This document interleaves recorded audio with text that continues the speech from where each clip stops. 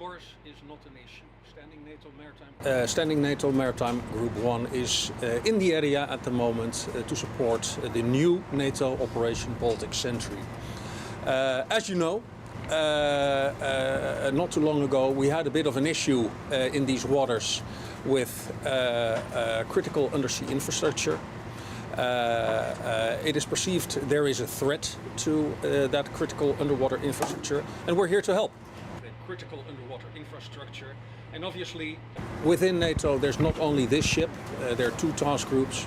We've got aircraft up there. We're very connected with all the maritime operations center in the area, and with this network we aim to make sure that we know what's happening at sea.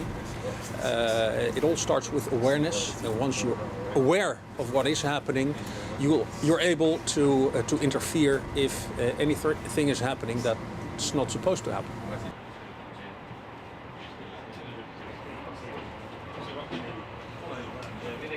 NATO will enhance its presence in the Baltic Sea region. That way we hope and we will deter. Of course, we are also ready to take action where is needed, and we are trained for that. But also the contributing nations must be able and will be able to react in a correct manner.